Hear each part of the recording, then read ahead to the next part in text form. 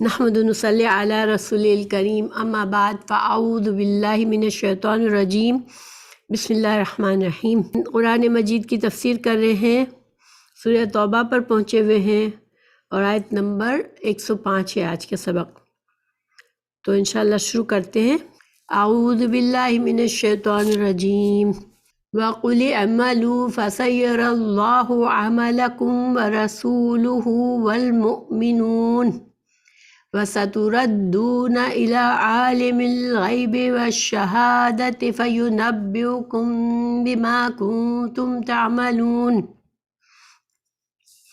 آپ فرما دیں کہ تم عمل کرتے رہو، تمہارے عمل اللہ جلد ہی دیکھ لے گا، اور اس کا رسول صلی اللہ علیہ وسلم بھی، اور ایمان والے بھی، اور تم جلدی ہی اس کی طرف لوٹا دیے جاؤ گے جو چھپی کھلی ہر چیز کو جانتا ہے، پھر وہ تمہیں تمہارے کرتوتوں سے آگاہ کر دے گا۔ تو اس سبق کا تعلق پیچھے سے، دیکھیں پیچھے اللہ سبحانہ تعالیٰ نے دو طرح کے لوگوں کا ذکر بتایا، جو کہ جن میں سے ایک وہ گروہ تھا جو جنگ تبوک کے لیے دل سے جانا نہیں چاہتے تھے، منافقین تھے، ان کے دل میں کفر تھا، اور وہ اپنے جھوٹے بہانے بنا کے وہ پیچھے رہ گئے تھے، اور جب رسول اللہ صلی اللہ علیہ وسلم واپس آئے تب بھی انہوں نے اپنے جھوٹے بہانے بنا کے خود مطمئن کرنے کی کوشش کی سب کو۔ اور دوسرا وہ گروہ تھا جو کہ منافق تو نہیں تھے، مخلص مسلمان تھے، لیکن ان کا ایمان کمزور تھا، ان سے سستی ہو گئی، وہ نہیں گئے اور پیچھے رہ گئے۔ پھر جب رسول اللہ صلی اللہ علیہ وسلم واپس آئے تو ان کو ندامت ہوئی اپنے عمل پر، اور انہوں نے توبہ کرنی چاہی، تو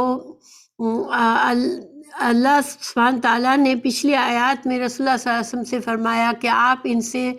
سے صدقات بھی قبول کریں، آپ ان کے لیے دعا کریں، آپ کی دعا ان کے لیے رحمت کا باعث پاس ہوگی، اور ان کی ایک طرح سے ان کی مغفرت کر دی گئی، ان کے توبہ قبول ہو گئی۔ لیکن اب اللہ سبحانہ تعالیٰ ان آیت میں ان سے آئندہ کے لیے خیال رکھنے کا ایک طرح سے ان کو تنبیہ کی جا رہی ہے کہ آئندہ کے لیے تم اپنے اعمال پر نظر رکھنا، اور جب نیکی کا موقع آئے تو پھر اس میں سستی سے اس کو مت گنوانا۔ تو ایک تو یہ معنی ہے، ایک یہ تعلق ہے اس آیت کا۔ دوسرا یہ تعلق ہے کہ جو لوگ پکے منافق اور کافر تھے ان کو ایک طرح سے وعید اور دھمکی دی جا رہی ہے کہ تم جو ہو اپنے جس اعمال پر ہو، بدعمالی پر ہو تم، اور تم جھوٹے بہانے بنا کے خوش ہو گئے ہو، تو تم اپنے جو بھی تم اعمال کر رہے ہو یہ برے اعمال کرتے رہو، اور آئندہ بھی تمہارے اعمال، یہی اعمال جو ہے وہ اللہ کے رسول صلی اللہ علیہ وسلم اور مومن دیکھ لیں گے۔ یعنی کہ دیکھیں منافقت بھی انسان کی چھپ نہیں سکتی بہت لمبے عرصے تک۔ خود سورہ توبہ میں بھی ان کی منافقت ایک طرح سے کھل چکی تھی، مگر پھر بھی بہت سے لوگوں سے رسول اللہ صلی اللہ علیہ وسلم نے صرف اعراض برتا تھا، اور ان سے کچھ بھی نہیں کہا گیا تھا۔ تو اب یہ کہ اب ایسے لوگوں سے کہا جا رہا ہے کہ تمہارے اعمال مومن بھی دیکھیں گے آئندہ بھی، اور رسول اللہ صلی اللہ علیہ وسلم کی زندگی میں رسول اللہ صلی اللہ علیہ وسلم بھی دیکھیں گے، اور پھر تم آخر کار اللہ سبحانہ تعالیٰ کی طرف لوٹائے جاؤ گے جو کہ عالم الغیب ہے۔ تو اگر مومنوں کو یا رسول اللہ صلی اللہ علیہ وسلم کے سامنے تمہارا نفاق نہ کھلا، یا مومنوں کے سامنے نہ کھلا دنیا میں، تو آخرت میں اللہ تعالیٰ تو عالم الغیب ہے، اور وہ اس کو ہر چیز کا علم ہے، اور تمہیں تمہارے اعمال کے مطابق تم سے معاملہ کیا جائے گا آخرت میں۔ تو یہ تو ایک خلاصہ تھا اس آیت کا، ایک طرح سے دیکھا جائے تو پیچھے سے تعلق تھا۔ اب ہم آیت کو سمجھنے کی کوشش کرتے ہیں مزید تفصیل میں۔ کہا گیا کہ قُلْ اعْمَلُوا فَسَيَرَى اللَّهُ عَمَلَكُمْ، تو یہ جیسے کہ اگر ہم پہلے کانٹیکس میں دیکھیں، جو نیک لوگ، جو مخلص لوگ تھے مگر سستی کے پیچھے رہنے والے تھے، تو ان سے کہا جا رہا ہے کہ دیکھو تم جو ہو تم عمل کرتے رہو، تمہارے اعمال دیکھے جائیں گے۔ تو یہاں پر ایک تو اللہ دیکھ رہا ہے، ایک اللہ کا رسول صلی اللہ علیہ وسلم بھی دیکھ رہے ہیں، اور مومن بھی دیکھ لیں گے۔ تو مومنوں کا اللہ اور اللہ کے رسول صلی اللہ علیہ وسلم کا ان کے اعمال دیکھنا تو سمجھ آتا ہے کہ اللہ سبحانہ تعالیٰ جو ہے وہ برے اعمال اچھے اعمال کا جو بھی جزا سزا ہے وہ اللہ تعالیٰ قادر ہے اس پر، وہ دے گا اللہ، چاہے دنیا میں دے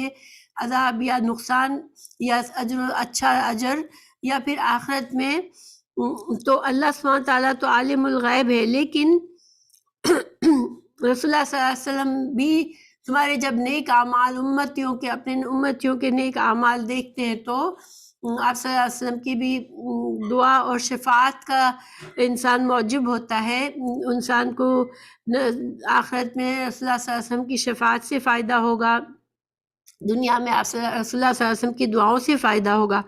لیکن مومنوں کے دیکھنے سے کیا واسطہ ہے، تعلق ہے یہاں پر کہ مومن بھی دیکھ لیں گے؟ تو دیکھیں اس کے بارے میں کچھ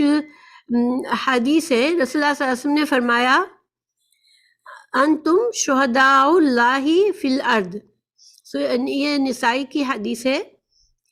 تو اس میں رسول اللہ صلی اللہ علیہ وسلم نے فرمایا کہ تم زمین میں اللہ کے گواہ ہو، اور یہ الفاظ آپ صلی اللہ علیہ وسلم نے اس وقت فرمائے جب ایک جنازے کے پاس سے گزرنے پر لوگوں کی اچھی تعریف اور دوسرے کے گزرنے پر لوگوں کی اس کی بری تعریف کرنے پر ارشاد فرمائے۔ یعنی ہوا یہ تھا کہ رسول اللہ صلی اللہ علیہ وسلم کوئی صحابہ کرام کے ساتھ تھے اور ایک جنازہ گزرا وہاں سے، تو لوگوں نے اس جنازے کے بارے میں اچھی باتیں کی کہ یہ اچھا انسان تھا، نیک بندہ تھا۔ تو پھر کچھ دیر کے بعد ایک اور جنازہ نکلا تو اس کے بارے میں لوگوں نے اچھی باتیں نہیں کی کہ وہ ایک اچھا انسان نہیں تھا۔ تو رسول اللہ صلی اللہ علیہ وسلم نے فرمایا کہ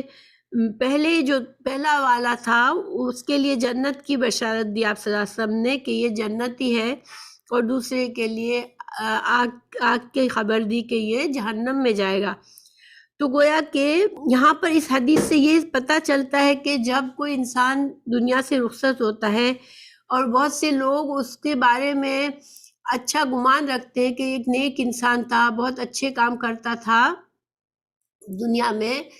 تو یہ جو اچھا گمان رکھنا ہے مومنوں کا، اور پیچھے سے اچھی اس کے بارے میں باتیں کرتے ہیں لوگ کہ واقعی میں بہت اچھا انسان تھا، اس نے یہ کیا، اس نے وہ کیا، تو یہ چیزیں ایک گواہی بن جاتی ہے۔ اللہ سبحانہ تعالیٰ مومنوں کی گواہی کے طور پر ان اچھی باتوں کو، اچھے کامنٹس کو قبول فرماتا ہے، اور اس سے مرنے والے کو فائدہ ہوتا ہے۔ اور اگر جب انسان اتنا سب کو برا ہوتا ہے کہ سب کے دل اس سے دکھے ہوئے ہوتے ہیں، اور اس کے بارے میں انسان عام طور پر تو انسان مر جاتا ہے تو کوئی بری بات نہیں کرتا، لیکن بعض لوگوں کا رویہ ایسا ہوتا ہے کہ بہت سے لوگ اس سے دکھی ہوتے ہیں، تو اس کے مرنے کے بارے میں بعد اس کے بارے میں اس طرح کی باتیں کرتے ہیں کہ یہ انسان بہت برا تھا، یا اس نے یہ بہت زیادہ لوگوں کے حقوق کو پامال کرنے والا تھا، یا اس طرح کی باتیں کرتے لوگ، تو یہ بھی اس مردے کے حق میں ایک گواہی بن جاتی ہے کہ مومن اس کو پسند نہیں کرتے تھے، اس سے ان لوگوں کو اذیتیں ملتی تھی اس آدمی سے۔ تو گویا کہ اب ہمیں دیکھیں اسی وجہ سے ہم عام طور پر ہم سے کہا جاتا ہے کہ جو انسان مر گیا اس کے بارے میں بہت زیادہ کوئی بری بات نہ کرے، انسان کوشش کرے اگر معاف کر سکتا ہے اس کو معاف کر دے، اور اچھی بات، اچھے کلمات ہم کہہ سکتے ہیں، لیکن ہم یہ نہیں کہہ سکتے کہ یہ جنتی ہوگا، یہ جہنمی ہوگا، کیونکہ یہ اللہ سبحانہ تعالیٰ ہی رازوں کو اندر سے چھپے کے غیب جو ہے وہ اللہ ہی جانتا ہے، کسی کی نیتیں کیا تھی، کسی کا اندر سے عمل کیا تھا، وہ سب اللہ ہی جانتا ہے، لیکن ہم اچھی باتیں کر سکتے ہیں کہ وہ اچھا انسان تھا، تو یہ انشاءاللہ اس کے حق میں اچھی گواہی کہلائے گی۔ پھر اللہ سبحانہ تعالیٰ نے فرمایا کہ فَسَتُرَدُّونَ إِلَىٰ عَالِمِ الْغَيْبِ وَالشَّهَادَةِ، یعنی کہ اگر بالفرض انسان اچھا تھا یا برا تھا لیکن اس کے بارے میں کسی کی کوئی رائے نہیں تھی، بعض اوقات انسان کی اچھائی بھی چھپی ہوئی ہوتی ہے، اس کی برائی بھی چھپی رہ جاتی ہے، تو پھر اللہ سبحانہ تعالیٰ تو عالم الغیب ہے، اللہ سبحانہ تعالیٰ کے پاس ہی تم سب انسان لوٹیں گے، اور اللہ تعالیٰ پھر ان کے اعمال ان کے رویوں کے مطابق، ان کے اعمال کے مطابق ان سے معاملہ فرمائے گا۔ اچھا، اب جب ہم دوسری تفسیر دیکھیں کہ یہ جو ہے ابھی جو میں نے تفسیر بتائی وہ اچھے لوگوں کے بارے میں بتائی کہ ایک اچھا انسان ہوتا ہے تو انسان اچھے اعمال کرتا ہے تو نہ صرف اللہ اس سے راضی ہوتا ہے بلکہ لوگوں میں بھی اس کی اچھی شہرت ہوتی ہے، اور لوگوں میں جب اچھی شہرت ہوتی ہے تو یہ اس کو فائدہ دیتی ہے، کیونکہ اس امت کے مومن جو ہیں وہ گواہی دیں گے اچھے برے کے بارے میں، اور ان کی گواہی کی اہمیت ہے۔ اب جو دوسرے، اگر ہم اس آیت کو اس طرح سمجھیں، کچھ علماء نے یہ اس کی تفسیر کی ہے کہ یہ ان اچھے لوگوں کے بارے میں جن سے غلطی ہوئی، سستی ہوئی، پھر انہوں نے توبہ کی تو ان کو ابھارا گیا کہ تم مزید آئندہ جو ہے وہ کوتاہی مت کرنا اور اچھے اعمال کرنا۔ لیکن جو دوسرے علماء نے اس کو اس طرح سمجھا کہ جو نافرمان ہیں، جو منافقین ہیں اور انہوں نے جھوٹے بہانے کر کے وہ خوش ہو گئے ہیں، تو ان سے خطاب ہے، ان کے بارے میں کہا جا رہا ہے کہ تم اپنے اس برے عمل پر جاری رہو، اور تم دنیا میں چاہے تمہاری منافقت پتہ چل جائے گی لوگوں کو بھی، اور اگر نہیں بھی پتہ چلی تو اللہ سبحانہ تعالیٰ کے پاس تمہیں اس کا جواب دینا پڑے گا۔ قرآن میں کئی جگہوں پر یہ مضمون آیا ہے کہ آخرت میں جو دن قیامت کا ہے اس میں کچھ بھی چھپا ہوا نہیں ہوگا، اور گنہگاروں کے جو دنیا میں انہوں نے گناہ چھپائے ہوں گے وہ سب کے سب لوگوں کے سامنے کھول دیے جائیں گے۔ سورہ حاقہ کی آیت نمبر 18 میں ہے، اس دن تمہیں تمہارے اعمال پیش کیے جائیں گے اور تم سے تمہارا چھوٹے سے چھوٹا عمل بھی چھپا نہ رہے گا۔ پھر دوسری ہے سورہ طارق آیت نمبر 9 میں، جس دن راز کھول دیے جائیں گے، یعنی کہ اس دن، وہ دن ایسا ہوگا کہ جس کو ذلیل کرنا ہوگا اس کے گناہ اس کے سامنے، سب کے سامنے بتا دیے جائیں گے، اور وہ ذلت محسوس کرے گا، اس لیے کہ دنیا میں بھی انسان اپنے گناہ چاہے کرتا ہے مگر اس کو چھپانے کی کوشش کرتا ہے۔ سورہ عادیات آیت نمبر 10 میں کہا گیا، اور دلوں کے راز افشا کر دیے جائیں گے۔ اور تو اللہ سبحانہ تعالیٰ کی مرضی ہے، چاہے تو وہ دنیا میں لوگوں کی برائیوں کو سر عام کر دے اور اس کو دنیا میں ذلت و رسوائی نصیب ہو، اور تمام لوگ مسلمان اور تمام لوگ اس کے برے اعمال کو جو اس نے چھپ کر کیے ہوئے وہ دیکھ لے۔ اللہ چاہے تو اس کو آخرت میں اس کو سب کے سامنے ذلیل کرے، کیونکہ رسول اللہ صلی اللہ علیہ وسلم کی حدیث ہے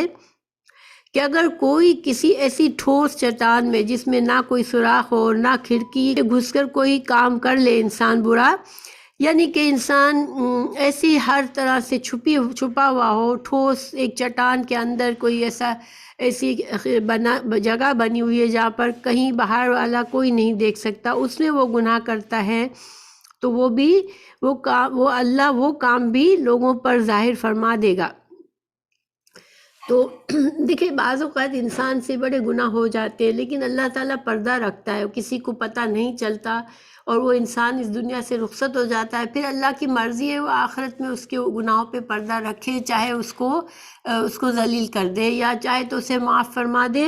چاہے اس کو سزا دے۔ لیکن یہ نہیں ہوتا کہ انسان لوگوں سے اپنے گناہ چھپا لے تو یہ سمجھ لے کہ اللہ سے بھی چھپا لیے اس نے، کیونکہ اللہ سبحانہ تعالیٰ ہر چیز جاننے والا ہے۔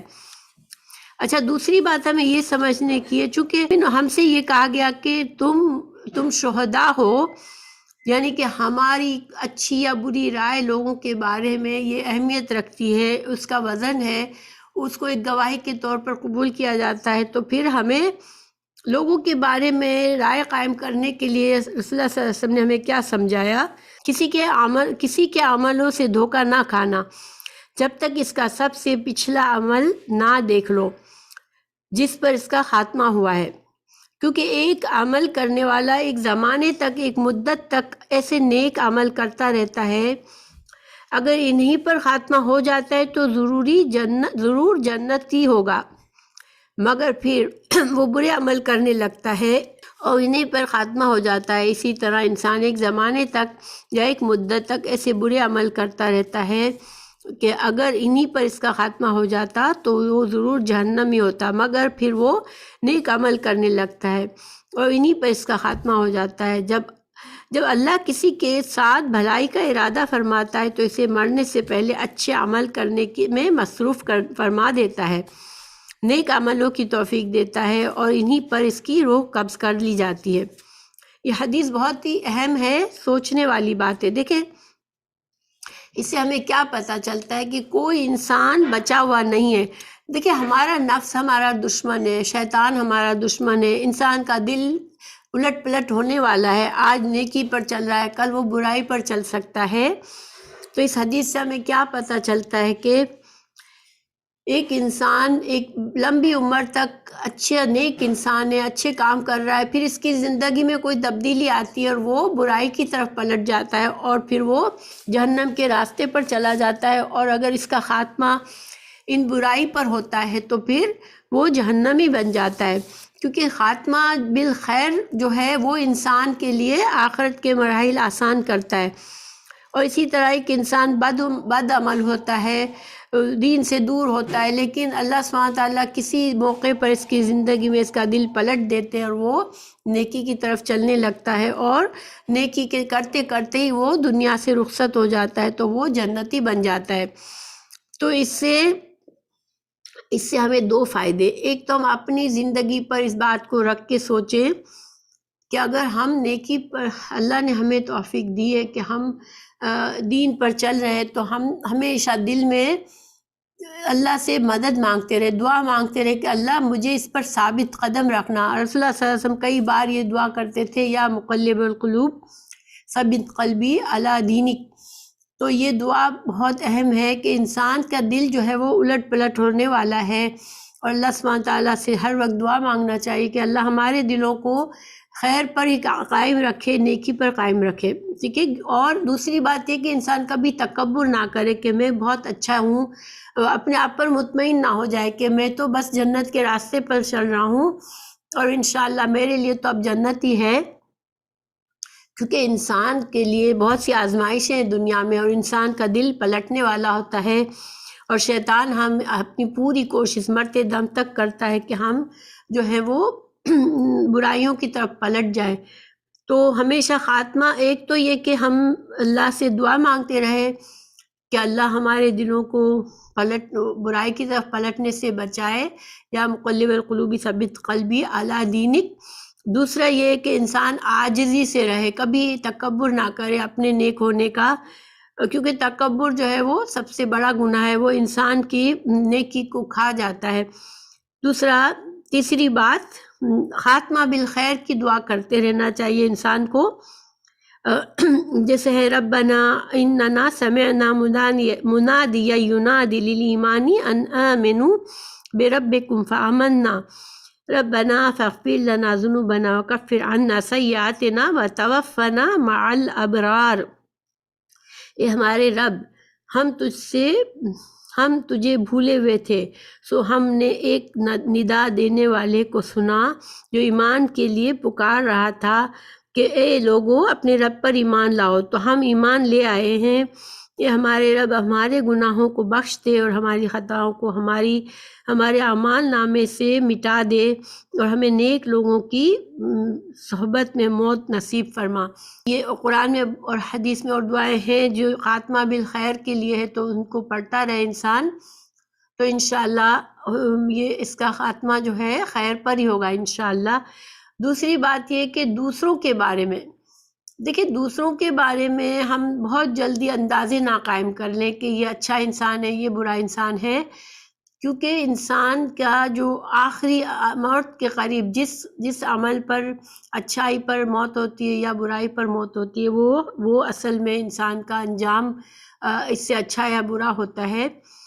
تو پھر انسان جو ہے دوسرے کے معاملے میں ہم اپنے جو بھی ہمارے فیصلے ہیں ان کے بارے میں احتیاط کیا کریں، ہم اپنے منہ کھولنے سے پہلے سوچا کریں کہ اس بندے کے بارے میں، کسی کے بارے میں دیکھیں اچھی بات کرنے میں برائی نہیں ہے، ٹھیک ہے، لیکن کسی کے بارے میں برا کامنٹ کر دینا وقت سے پہلے یہ گناہ ہو سکتا ہے، کیونکہ وہ انسان اللہ اس کو ہدایت دے دے اور وہ پلٹ جائے اور ہم نے اس کے بارے میں بری بات کی، تو پھر ہم گنہگار ہو سکتے ہیں۔ تو زبان ویسے بھی انسان کی جو ہے وہ بہت ہی سوچ سمجھ کے استعمال کرنے والی چیز ہے، کیونکہ انسان کی زبان جو ہے انسان کو ہلاکت میں ڈال سکتی ہے، اور کبھی اسی اچھی بات انسان کی اس کو کامیاب بھی کر سکتی ہے۔ تو یہ اس آیت کی تفسیر ہے. بس خلاصہ اس کا میں ایک بار پھر بتا لیتی ہوں کیونکہ بہت اہم آیت ہے. ایک بات یہ نمبر 1 کہ انسان کو زندگی بھر کوشش اور اپنی یہی کوشش ہونی چاہیے کہ میں اچھے اعمال کروں. کبھی مطمئن نہ ہو جائے انسان کہ میں تو اتنے اچھے اعمال کر چکی ہوں، یا کیونکہ نیکی کا اور اچھے اعمال کی توفیق ملنا جو ہے وہ انسان کی کوشش اور دعا سے ہوتا ہے. اگر ہمارے اندر یہ جذبہ ختم ہو جاتا ہے،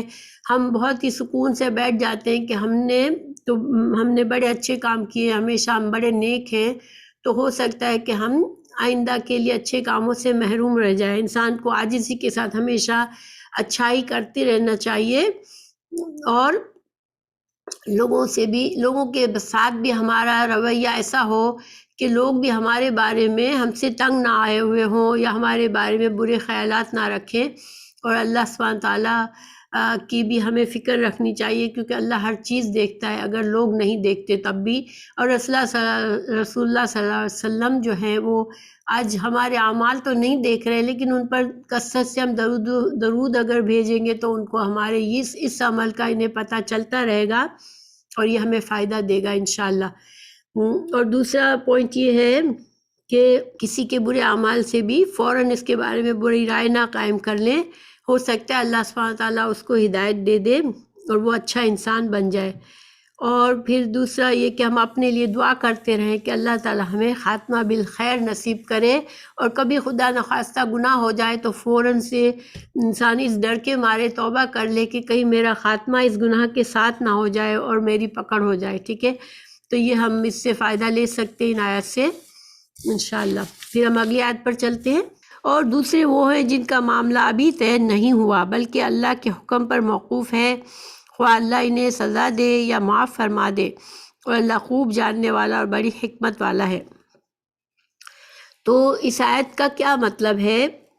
دیکھیں، جیسے کہ بہت سے مختلف قسم کے لوگوں کے بارے میں اللہ سبحانہ تعالیٰ نے ہمیں بتایا، جو مختلف لوگوں نے رویے کیے. جنگ تبوک جو تھی ایک آزمائش تھی، اس میں ہر مسلمان کو اس مشکل جہاد میں شامل ہونا فرض تھا. اور اس وجہ سے دیکھیں آزمائش آتی ہے تو بہت سے لوگوں کی اندر کی بات سامنے کھل جاتی ہے جب وہ اس آزمائش میں کس طرح سے عمل کرتے ہیں. تو بہت سے گروہوں نے، مختلف قسم کے لوگوں نے مختلف عمل کیا. کچھ بڑے سابقون تھے، بہت خوشی کے ساتھ جنگ کے لیے گئے. کچھ نے جھوٹے بہانے کیے، کچھ نے بہانے بھی نہیں کیے، بیٹھ گئے. کچھ مخلص تھے مگر سستی میں رہ گئے. یعنی اللہ سبحانہ تعالیٰ نے ہر گروہ کے بارے میں اس جنگ تبوک کے حوالے سے ذکر فرما کے ہمیں ایک طرح سے ہمارے لیے ایک واضح طور پر ایک تصویر کھینچی ہے کہ ہم کہاں ہیں، نیکیوں کے بارے میں ہمارا کیا رویہ ہے، ہم وہ دیکھ سکیں. ٹھیک ہے، تو دیکھیں اب اس گروہ کا کیا معاملہ تھا جس کے بارے میں اللہ تعالیٰ فرما رہے ہیں کہ ان کا معاملہ ابھی طے نہیں ہوا. یعنی کہ یہ حدیث سے ہمیں پتہ چلتا ہے کہ یہ 3 مخلص مسلمان تھے جن کے نام ہیں مرارہ بن ربی، کعب بن مالک اور حلال بن امیہ. ان تینوں نے یہ جنگ کا جب اعلان کر دیا گیا تو وہ اپنی سستی میں رہ گئے، اپنے پھلوں کی نگرانی میں لگ گئے، یا پھر گرمی کے احساس سے دل میں سستی آئی کہ تھوڑا سا ٹھہر کر نکلیں گے، سب لوگ ابھی جا رہے تو ہم تھوڑا سا ٹھہر کر نکلیں گے. تو اس طرح سے یعنی کہ دیکھیں انسان کوئی بھی نیکی کا عمل ہوتا ہے، اس میں جب انسان ہم فوراً سے نہیں اس کو قبول کر لے تو شیطان کے لیے اصل میں دروازہ کھل جاتا ہے اور وہ ہمارے لیے رکاوٹیں کھڑی کر دیتا ہے اور ہم سے وہ نیکی کا موقع گزر جاتا ہے. آپ لوگوں نے دیکھا ہوگا کہ بعض اوقات فجر کے وقت ہم فجر یا تہجد کی جو بھی ہماری عادت ہے اٹھنے کی، اگر ہم اٹھتے نہیں ہیں، فوراً سے نہیں اٹھ جاتے، ہمارا الارم بجا اور ہم فوراً نہیں اٹھتے تو ہمارے اوپر ایک سستی سی طاری ہو جاتی ہے اور وہ وقت نیند آنے میں دیر نہیں لگتی. یعنی رات کو آپ کروٹیں بدل کے سوتے ہیں، جب کہیں جا کے نیند آتی ہے اور فجر یا تہجد کا جو بھی وقت آپ اٹھنے کے لیے سوچ لیں اس میں آپ نے تھوڑا سا بھی غفلت کرتے ہیں آپ تو آپ کو فوراً سے نیند بھی آ جاتی ہے اور آپ کی نماز یا تو دیر ہو جاتی ہے یا نماز مکمل طور پر آپ سے چھوٹ جاتی ہے. تو یہ ایک عام تجربہ ہے، عام مشاہدہ ہے جو کوئی بھی انسان کر سکتا ہے۔ اور اس کے علاوہ بھی دیکھیں نیکی کے جو بھی کام ہوتے ہیں اس میں اللہ سبحانہ تعالیٰ ہماری نیت دیکھتا ہے۔ اگر ہمارے اندر تھوڑی سی بھی سستی ہوتی ہے تو وہ پھر حالات ایسے ہو جاتے ہیں کہ ہم سے وہ کام ہوتا ہی نہیں ہے۔ اگر واقعی ہم ہر وقت تیار رہیں کہ یا اللہ مجھے تجھے راضی کرنا ہے، اور ہم انتظار میں رہے کہ یہ نیکی کا دروازہ کھلے میرے لیے اور میں اس میں جلدی سے داخل ہو جاؤں، جبھی انسان نیکی کر سکتا ہے۔ تو ان تینوں کا یہ معاملہ ہوا کہ انہوں نے سستی کی، اور ان کی سستی اتنی لمبی ہو گئی کہ وہ پھر بعد میں پیچھے بھی نہیں نکلے، پھر بہت دیر ہو گئی۔ رسول اللہ صلی اللہ علیہ وسلم کا یہ سفر 50 دن کا تھا، 50 دن میں کے بعد یہ لوگ واپس آ گئے تھے۔ تو اب اللہ سبحانہ تعالیٰ نے جب رسول اللہ صلی اللہ علیہ وسلم واپس آئے تو جب منافقین نے جھوٹے بہانے کیے، ان تینوں نے اللہ کے پیارے رسول صلی اللہ علیہ وسلم کے سامنے جا کر اپنے گناہ کا اعتراف کر لیا، یا رسول اللہ ہمارے پاس کوئی وجہ نہیں تھی، کوئی عذر نہیں تھا، ہم جا سکتے تھے مگر بس سستی کے مارے ہم رہ گئے۔ تو رسول اللہ صلی اللہ علیہ وسلم کو حکم دے دیا گیا کہ اب ان کا معاملہ ابھی نہیں حل ہوگا، ان کو انتظار کرنا پڑے گا کہ اللہ اب ان کی معاف کرے گا، یا کب معاف کرے گا یا نہیں کرے گا۔ مسلمانوں سے کہہ دیا گیا کہ ان تینوں سے مکمل طور پر ان سے قطع تعلق کر لو، کوئی بھی ان کے سلام کا جواب بھی نہ دے۔ اور پھر 40 دن تک ان کا یہ حال رہا، اور 40 دن کے بعد ان سے کہہ دیا گیا اپنی بیویوں سے بھی الگ ہو جاؤ۔ یہ 50 دن جو ان کے اوپر تو جیسے قیامت ٹوٹ گئی کہ پورے معاشرے میں سے کوئی ان کی طرف نظر اٹھا کر بھی نہیں دیکھتا تھا، نہ کوئی سلام کا جواب دیتا تھا، اور وہ بس انتظار میں تھے کہ اللہ تعالی ہمارے حق میں اچھا فیصلہ کر دے۔ تو یہ اس کی طرف اشارہ ہے کہ یہ جو دوسرا گروہ ہے ان کے بارے میں ابھی معاملہ طے نہیں ہوا ہے، اور یہ اللہ کے مرضی پر ہے کہ اب اللہ تعالیٰ ان کے بارے میں کیا فیصلہ کرے گا، ان کو سزا دے گا یا ان کو معاف کرے گا۔ لیکن یہ جو بائیکاٹ تھا وہی بہت بڑی سزا تھی ان کے لیے۔ ان کا ذکر آگے آئے گا، اس لیے میں اس کی تفصیل زیادہ ابھی نہیں بتا رہی، مگر کعب بن مالک رضی اللہ عنہ نے خود اپنے لفظوں میں اپنا حال بتایا ہے کہ جیسے دنیا اتنی تنگ ہو گئی ان کے لیے کہ جینا مشکل ہو گیا تھا۔ دیکھیں ایک انسان ایک معاشرے میں ایک گھر میں رہتا ہے، اور اس کا ہر فرد جو ہے وہ اس سے منہ موڑ لیتا ہے، پڑوسی بھی تم سے سلام کا جواب نہیں دے رہے، تو یہ کوئی معمولی بات نہیں ہوتی ہے، بہت سخت سزا تھی یہ۔ لیکن اس کے بعد اللہ سبحانہ تعالیٰ نے ان کو معاف فرمایا تھا، اور قرآن میں اس کا ذکر آئے گا، اسی لیے اس کی تفصیلات ہم اس وقت کریں گے انشاءاللہ۔ ہم کو اس آیت سے کیا فائدہ ہوتا ہے؟ دیکھیں یہی ہمیں سبق ہمارے لیے یہ ہے کہ نیکی کا موقع ملنا یہ اللہ کی طرف سے رحمت ہوتی ہے، کیونکہ کوئی انسان کے بس کی بات نہیں ہوتی کوئی بھی نیکی کرنا، ٹھیک ہے، وہ اللہ کی توفیق سے ہی کر سکتا ہے انسان، لیکن صرف ارادہ اور کوشش انسان کی ہوتی ہے۔ اب ارادے میں سستی آ گئی تو پھر توفیق ملنے میں مشکل ہو جاتی ہے۔ اگر ارادے میں سستی نہیں ہے تو فوراً سے انسان اٹھا، اس کے دل میں تڑپ ہے اللہ مجھ سے یہ نیکی کرا لے، تو اللہ تعالیٰ اس کے لیے آسانی کر دیتا ہے۔ دیکھیں تبوک میں جو لوگ گئے وہ ان کے لیے اللہ نے آسانی فرمائی، وہ بہت بڑے دشمن سے لڑنے کے لیے گئے تھے، لیکن دشمن کے دل میں اتنا خوف اللہ نے ڈالا کہ وہ لڑنے ہی کے لیے نہیں آئے، بلکہ مسلمان بڑے فائدے لے کر آئے واپس۔ وہاں بہت سے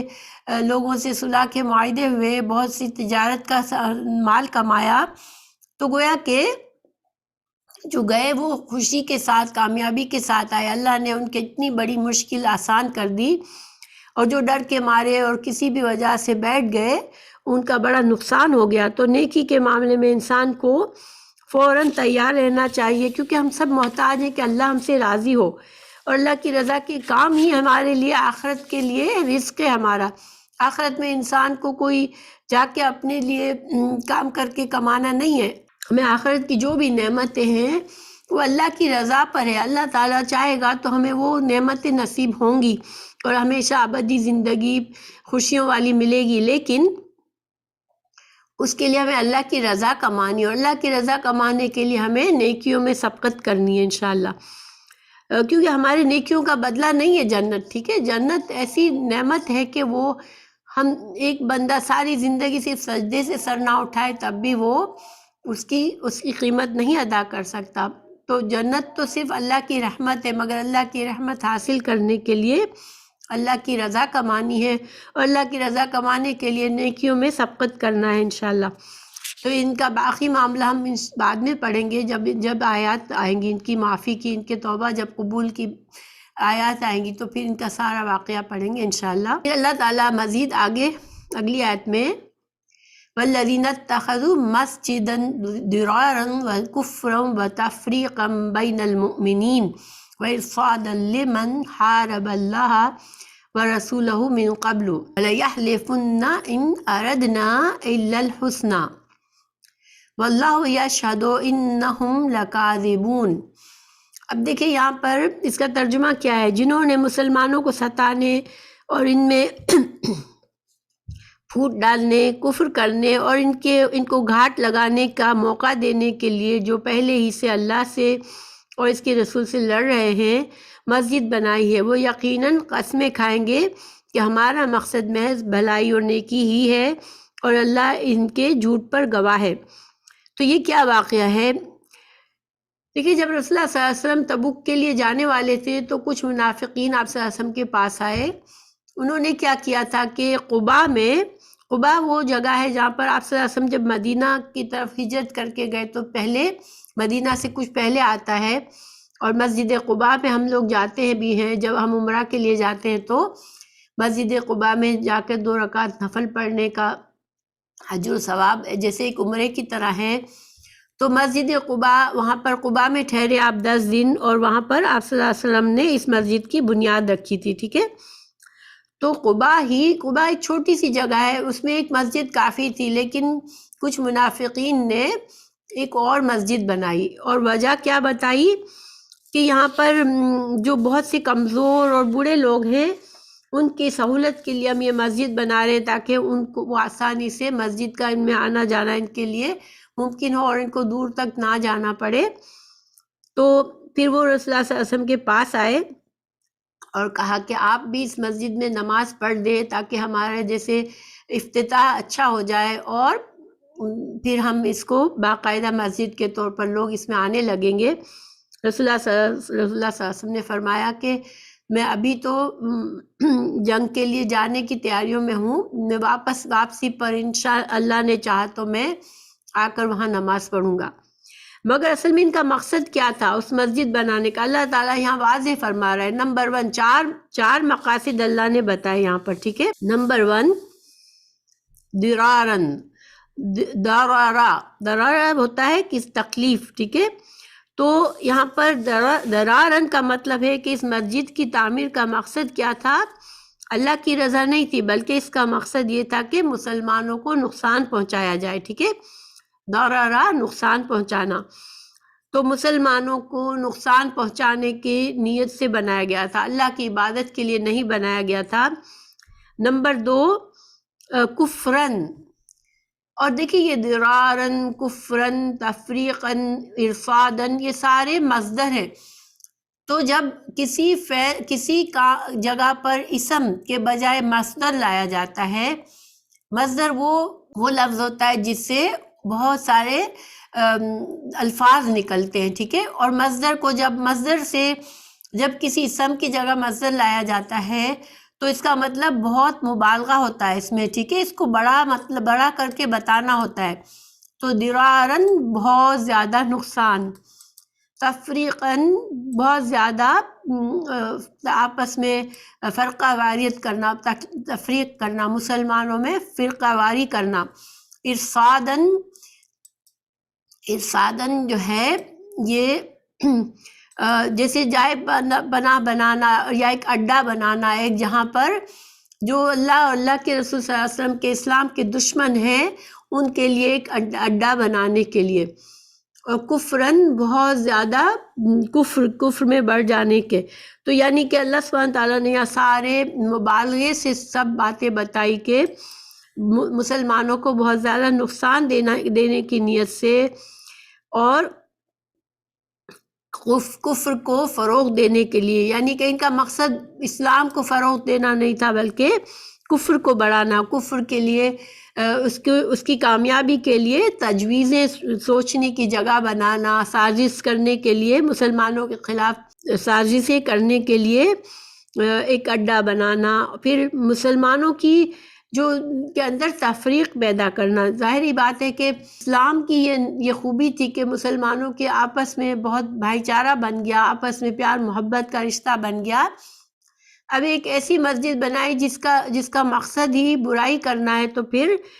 وہ ایسے لوگوں کو جمع کریں گے اور اسلام میں مسلمانوں میں فرقہ واری کریں گے۔ اور پھر ایک جو دیکھیں دشمنوں کو پناہ دینے کی کیا مطلب تھا، دشمنوں کو جو اللہ اور اللہ کے رسول صلی اللہ علیہ وسلم کے دشمن ہیں، تو اس کے بارے میں ایک شخص کا نام بتایا جاتا ہے ابو عامر راہب۔ تو یہ جو تھا، یہ عیسائی بن کے یہ چلا گیا تھا، اسلام سے دشمنی رکھتا تھا، یہ روم چلا گیا تھا اور عیسائی بن کے رومیوں سے مسلمانوں کے خلاف وہ فوجی کارروائی کرنا چاہ رہا تھا۔ تو اب اس کو ایک ایسی جگہ چاہیے تھی مدینہ میں جہاں پر اپنی حمایت کے لوگوں کو جمع کر سکے، مسلمانوں کے خلاف اصلاح جمع کر سکے، اور ایک جگہ ہو جہاں پر سارے ایسے لوگ ان کو آ سکے اور اپنے منصوبے بنا سکے مسلمانوں کے خلاف۔ تو یہ سارے برے مقاصد تھے ان کے، اور اس وجہ سے انہوں نے مسجد بنائی تھی۔ حالانکہ مسجد بنانا جو ہے وہ بہت ہی نیک کام ہے اور اس کا بہت ہی اجر و ثواب ہے، لیکن مسجدیں تو اللہ کے لیے ہوتی ہے۔ دیکھیں اللہ سبحانہ تعالیٰ نے سورہ جن میں فرمایا ان المساجد للہ فلا تدعوا مع اللہ احدا، کہ مسجد جب بنائی جاتی ہے تو اس کا مقصد اللہ کا کلمہ بلند کرنے کی جگہ ہوتی ہے، اللہ کی عبادت کی جگہ ہوتی ہے۔ اگر اس میں انسان جا کے شرک کرتا ہے یا برے کام کرتا ہے تو اس کا گناہ اور کئی زیادہ ہے جو اپنے گھروں میں انسان کرتا ہے یا کہیں اور جگہ کرتا ہے۔ تو مسجد بنانا اتنا بڑا اجر کا کام ہے کہ انسان جب مسجد بناتا ہے تو اللہ اس کے لیے جنت میں گھر بناتا ہے، لیکن اتنا بڑا کام بھی اگر بری نیت سے کیا جائے تو وہ کام جو ہے وہ بیکار ہے اور قابل قبول نہیں ہے، کیونکہ اللہ تعالیٰ نیتوں سے معاملہ کرتا ہے۔ بہرحال اللہ نے اپنے پیارے رسول صلی اللہ علیہ وسلم کو ان سے خبر دے دی۔ یہ آیت جب آپ صلی اللہ علیہ وسلم تبوک سے واپس آ رہے تھے تو مدینہ کے قریب پہنچے تو حضرت جبرائیل علیہ السلام نے آ کر رسول اللہ صلی اللہ علیہ وسلم کو یہ بات بتا دی کہ اس مسجد میں آپ ہرگز بھی نماز نہیں پڑھیں گے، کیونکہ اس مسجد کے مقاصد بہت ہی برے مقاصد ہیں ان کے۔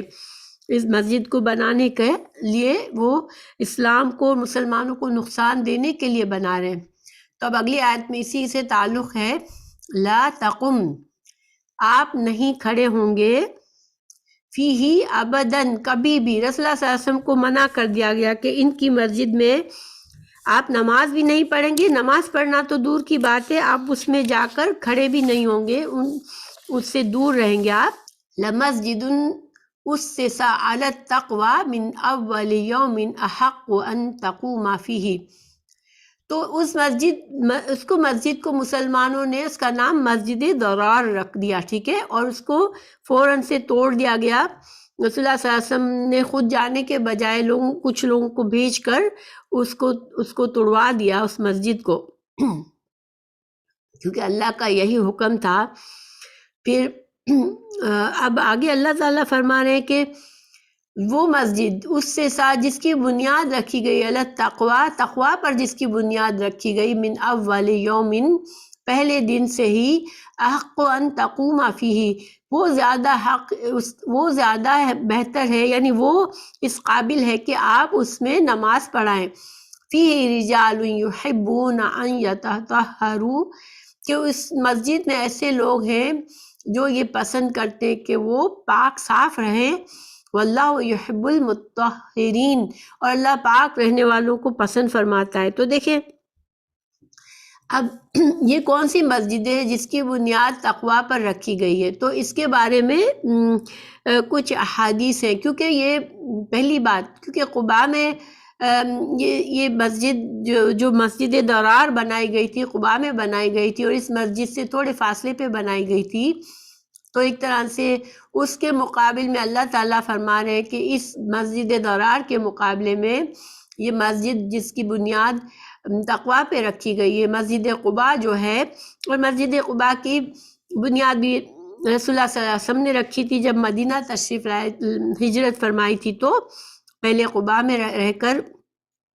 اس کی بنیاد رکھی تھی۔ تو اس کی بنیاد تقوی پر تھی، کیونکہ رسول اللہ صلی اللہ علیہ وسلم، ظاہری بات ہے آپ صلی اللہ علیہ وسلم نے ہی بنیاد رکھی تھی اس مسجد کی، تو پھر یہ مسجد زیادہ بہتر ہے کہ اس میں آپ رہیں۔ مگر دوسرے اقوال کچھ احادیث اور بھی ہیں، میں آپ کو اس کے بارے میں احادیث بتاتی ہوں۔ اچھا، مسجد قباء کے بارے میں پہلے بتاتی ہوں کہ مسجد قباء کے بارے میں حدیث میں فضیلت آئی ہے۔ رسول اللہ صلی اللہ علیہ وسلم نے فرمایا مسجد قباء میں نماز عمرے کی طرح ہے، یہ ترمذی کی حدیث ہے۔ پھر عبداللہ بن عمر رضی اللہ عنہ بیان کرتے ہیں کہ رسول اللہ صلی اللہ علیہ وسلم ہر ہفتے کے دن مسجد قباء میں سوار ہو کر یا پیدل آیا کرتے تھے اور اس میں 2 رکعتیں پڑھا کرتے تھے، یہ صحیح مسلم کی حدیث ہے، ٹھیک ہے۔ اچھا، مگر کچھ احادیث وہ بھی ہیں جس سے پتہ چلتا ہے کہ یہ مسجد جس کے بارے میں اللہ تعالیٰ فرما رہے کہ جس کی بنیاد پہلے دن سے تقوی پر رکھی گئی تھی، تو وہ مسجد نبوی ہے، ٹھیک ہے۔ اس کے بارے میں حدیث ہے، پہلے میں 2 احادیث پڑھ رہی ہوں، ایک میں مسجد قباء ثابت ہوتی ہے، دوسرے میں مسجد نبوی ثابت ہوتی ہے۔ صحیح بخاری میں ہجرت سے متعلق طویل حدیث ہے کہ رسول اللہ صلی اللہ علیہ وسلم نے ہجرت کے موقع پر پہلے بنو عمر بن عوف میں 10 سے کچھ زیادہ راتیں ٹھہرے، اس مسجد کی بنیاد رکھی جو اس سے سالت تقوی من اول یومین، جس کے بارے میں اللہ نے فرمایا اس آیت میں، اور آپ نے اس میں نماز پڑھی، پھر اپنی اونٹنی پر سوار ہوئے اور لوگوں کے ساتھ چلتے ہوئے آگے روانہ ہوئے، یہاں تک کہ اونٹنی رسول اللہ صلی اللہ علیہ وسلم کی اس مسجد کے پاس بیٹھ گئی جو مدینہ میں ہے، اور سہل اور سہیل کی کھجوریں سکھانے کی جگہ تھی۔ جو مسجد نبوی بنائی گئی وہ 2 یتیم بچوں کی جگہ تھی اصل میں، اس کو پھر ان سے خریدا گیا تھا، یہ صحیح بخاری کی حدیث ہے۔ اچھا، لیکن دوسری حدیث جس سے یہ ثابت ہوتا ہے کہ یہ مسجد نبوی ہے، تو رسول اللہ صلی اللہ علیہ وسلم نے اس کا مصداق مسجد نبوی کو قرار دیا۔ ابو سعید خدری کی رضی اللہ عنہ بیان کرتے ہیں کہ 2 آدمیوں کی اس مسجد کے بارے میں بحث ہو گئی کہ وہ کون سی مسجد ہے جس کے بارے میں اللہ تعالیٰ نے فرمایا کہ اس کی بنیاد پہلے دن سے تقوی پر ہے، یعنی اس آیت کے بارے میں 2 لوگوں میں اختلاف ہوا۔ ایک نے کہا وہ مسجد قباء ہے، دوسرے نے کہا وہ مسجد رسول صلی اللہ علیہ وسلم ہے، یعنی مسجد نبوی ہے۔ تو رسول اللہ صلی اللہ علیہ وسلم نے فرمایا وہ میری یہ مسجد ہے، مسجد نبوی، یہ ترمذی کی حدیث ہے۔ اچھا، تو اب ہمیں کیا پتہ چلا کہ اس میں دونوں طرح کی حدیث ہیں، تو پھر ہم اس سے مطلب کیا سمجھیں کہ کون سی مسجد مطلب ہے؟ تو دیکھیں اس سے یہ دونوں مسجدیں ہیں، کیوں؟ مسجد قباء کے مقابلے میں اس مسجد کو بنایا تھا تو مسجد قباء ہے، ٹھیک ہے، لیکن چونکہ رسول اللہ صلی اللہ علیہ وسلم نے مسجد نبوی کی بھی بنیاد رکھی اور وہ بھی تقوی پر ہے، تو اور اس کی فضیلت کسی سے چھپی ہوئی نہیں ہے۔ مسجد نبوی کی میں ایک نماز پڑھنا کہیں اور مسجد میں پڑھنے سے 1000 گنا زیادہ فضیلت رکھتا ہے، تو اس سے دونوں مسجدیں ثابت ہوئی۔ اور یہ آپ صلی اللہ علیہ وسلم نے کیوں فرمایا کہ یہ مسجد نبوی ہے؟ کیونکہ دیکھیں اگر صرف اس سے مسجد قباء کہا جاتا تو شاید یہ ہوتا کہ پھر کیا مسجد نبوی کی یہ فضیلت نہیں ہے جو مسجد قباء کی ہے، تو اس وجہ سے رسول اللہ صلی اللہ علیہ وسلم نے یہ حدیث بھی بیان فرمائی۔ تو ہمارے لیے یہ دونوں مسجدیں جو ہے وہ قابل فضیلت ہیں اور ان میں انسان کو نماز ادا کرنے کی کوشش کرنی چاہیے۔ اب ان لوگوں کی اللہ تعالیٰ نے ایک خوبی بتائی کہ یتطہرون، قباء کے لوگوں کے بارے میں یہ بتایا کہ یہ پاک صاف رہتے ہیں، تو اس کے بارے میں حدیث ہے کہ وہ لوگ پانی سے استنجا کرتے تھے، یہ ابو داؤد کی حدیث ہے۔ تو گویا کہ نبی صلی اللہ علیہ وسلم نے فرمایا کہ یہ آیت اہل قباء کے متعلق اتری کہ وہ پانی سے استنجا کرتے تھے، تو گویا کہ پانی سے استنجا کرنا یہ ایک فضیلت والا کام ہے کہ انسان اس سے پاک صاف رہتا ہے، اس سے زیادہ پاکی حاصل ہوتی ہے۔ تو دیکھیں یہ کتنی دیکھا جائے تو ایک ایسی بات ہے جس کے بارے میں انسان غور بھی نہیں کرتا، لیکن اللہ سبحانہ تعالیٰ اس خوبی کو پسند فرماتا ہے۔ جو لوگ پاک صاف رہنا پسند کرتے ہیں اللہ تعالیٰ پاک لوگوں کو پسند کرتا ہے۔ پھر اگلی آیت ہے افمن اسس بنیانہ علی تقوی من اللہ ورضوان خیر ام من اسس بنیانہ علی شفا جرف ہار فانہار بہ فی نار جہنم واللہ لا یہدی القوم الظالمین۔ اللہ تعالیٰ نے مزید ایک طرح سے بتایا کہ فرق بتایا اللہ تعالیٰ نے کہ انسان اللہ کی رضا کے لیے مسجد بناتا ہے اور وہ اس میں، اور انسان کچھ اس میں فتنہ چاہنے کے لیے مسجد بناتا ہے، تو اس میں کتنا فرق ہے کہ ایسی مسجد جس کو فتنے کے لیے بنایا جاتا ہے تو وہ اس کی بنیاد جو ہے شفا کا مطلب ہوتا ہے کنارہ، مگر کس چیز کا کنارہ ہے؟ کنویں کا کنارہ جو ہوتا ہے، جس کے اوپر اگر انسان چڑھتا ہے تو ڈر ہوتا ہے کہ وہ اندر گر جائے گا، ٹھیک ہے۔ پھر جروفن کا مطلب ہوتا ہے ندی یا نالے کا وہ کنارہ جس کے نیچے کی زمین کھوکھلی ہو، یعنی پانی کی وجہ سے وہ زمین کھوکھلی ہو چکی ہو،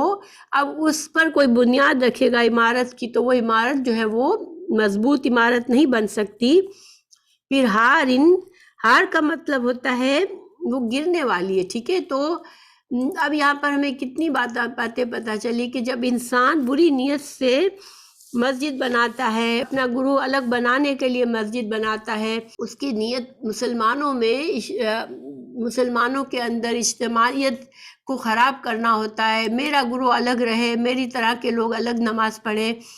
تو یہ جو ساری باتیں یہ ایسی ہیں جو اس نیکی کو خراب کر دیتی ہیں، اور اس کا ایسا ہو جاتا ہے جیسے کہ اس کو ایسے گڑھے کے کنارے پر بنایا ہے جس کی زمین بھی کھوکھلی ہے، اور وہ جب گرے گی وہ گرنے والی ہے، اور جب بری نیت سے کیا ہوا کام جو ہے وہ جہنم میں گرانے والا کام ہے، تو اللہ تعالیٰ پھر ایسے لوگوں کو ہدایت نہیں دیتا جو ظالم ہوتے ہیں۔ اور یہاں پر ظالم کا مطلب یہ ہے، ٹھیک ہے، ظلم کا مطلب ہوتا ہے جو ایک چیز کو اس کی اصل جگہ ہے اس سے ہٹا دینا، اس جگہ کے بجائے غلط جگہ پر اس کو رکھنا۔ تو دیکھیں مسجد تو اللہ کا گھر ہوتا ہے، اب جس کو تقوی کے ساتھ اللہ کے ڈر اور اللہ سے اچھی امید، اجر و ثواب کی امید کے لحاظ سے بنانے کے بجائے اگر غلط نیت سے بنایا تو ان کا یہ ظلم تھا، اور اللہ تعالیٰ ایسے ظالموں کو ہدایت نہیں دیتا، اللہ تعالیٰ پھر ان کو ان کے حال پر چھوڑ دیتا ہے، ان کا انجام برا ہوتا ہے۔ اللہ تعالیٰ مزید ان کے بارے میں بتا رہے کہ ان کا کیا انجام ہوگا۔ لا یزال بنیانہم الذین بنوا ریبۃ فی قلوبہم الا ان تقطع قلوبہم واللہ علیم حکیم، کہ ان کی یہ جو عمارت جو انہوں نے بنائی ہمیشہ ان کے دلوں میں بے چینی کا باعث بنی رہے گی، مگر اس صورت میں کہ ان کے دل ٹکڑے ٹکڑے ہو جائیں، اور اللہ سب کچھ جاننے والا کمال حکمت والا ہے۔ یعنی اللہ سبحانہ تعالیٰ نے ان کے بارے میں پیشین گوئی فرمائی کہ یہ دیکھیں ایک معاشرے میں انہوں نے مسجد بنائی، اب اس مسجد کو اللہ نے حکم دیا کہ اس کو توڑ دیا جائے، اللہ کے پیارے رسول صلی اللہ علیہ وسلم کے حکم سے اس کو توڑ دیا گیا۔ اب اس معاشرے میں ان لوگوں کی کیا عزت رہی، سب کے سامنے ان کی گمراہی جو ہے سامنے کھل کر آ گئی، تو گویا اب وہ وہاں پر ذلت کے ساتھ رہیں گے، ان کے دلوں میں ریبت ہمیشہ بے چینی رہے گی،